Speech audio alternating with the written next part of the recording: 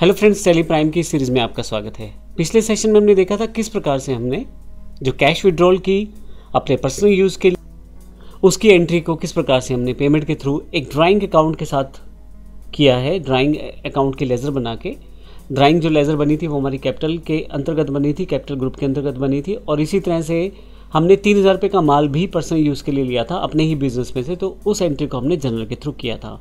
तो 8000 रुपये जो हमारे हैं वो ड्राइंग में दिखाए जा रहे थे कैपिटल से लेस करते हुए। तो जब हमारे अकाउंट्स ख़त्म होते हैं, यानी कि 31 मार्च को हम इन एंट्रीज की एडजस्टमेंट करते हैं। तो ऐसे केस में हम इस सेशन में देखेंगे इस एडजस्टमेंट एंट्री, जिसमें हम अपने कैपिटल का नेट अमाउंट दिखाएंगे ड्राइंग को लेस करते हुए, ताकि जब अगले साल उन अकाउंट्स को फॉरवर्ड किया जाए तो जो खर्चा है ड्राइंग का वो इसी साल के अंदर ख़त्म करके चला जाए। तो ऐसे केस में हम उसके लिए एक एडजस्टमेंट एंट्री पास करते हैं। तो आइए देखते हैं इस सेशन में किस प्रकार से हम ये एंट्री कर सकते हैं।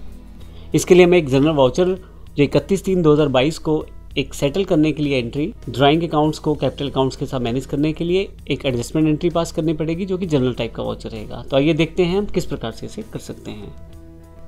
तो सबसे पहले मैं आपको दिखा देता हूँ अभी की सिचुएशन क्या है।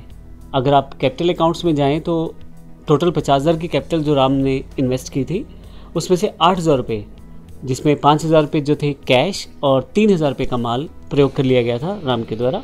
तो ऐसे केस में इस वक्त का जो नेट बैलेंस है वो कैपिटल का 42,000 रुपये है। अब हमें इसकी एक एडजस्टमेंट एंट्री 31/3/2022 को डालनी है। तो ऐसे केस में मैं सबसे पहले वाउचर पे आ जाता हूँ और यहाँ से जनरल वाउचर सेलेक्ट कर लेता हूँ। F2 के साथ यहाँ डेट चेंज कर लेता हूँ। तो जो डेट है मेरी वो 31/3/2022 है। तो अब यहाँ पे मुझे एंट्री करनी है। इसके लिए सबसे पहले मैं जो एडजस्टमेंट एंट्री है उसमें ड्राइंग अकाउंट्स को सेटल करने के लिए अपने कैपिटल अकाउंट के साथ कैपिटल अकाउंट को डेबिट करूँगा। कितनी अमाउंट से डेबिट करूँगा? जितनी अमाउंट से मेरे पास ड्राइंग अकाउंट खड़े हुए हैं, 8,000 रुपये से, और ड्राइंग अकाउंट्स को यहाँ पे मैं क्रेडिट कर दूँगा।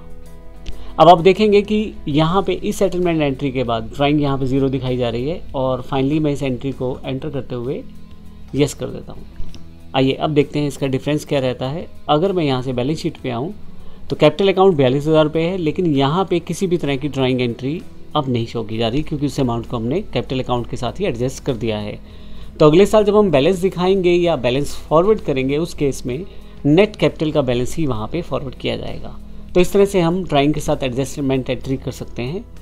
इस तरह से हम ड्राइंग अकाउंट्स के साथ की गई सभी एंट्रीज को कैपिटल के साथ लास्ट दिन पे एडजस्ट कर लेते हैं अपने अकाउंट्स की फाइनेंशियल स्टेटमेंट्स को प्रॉपर बनाने के लिए।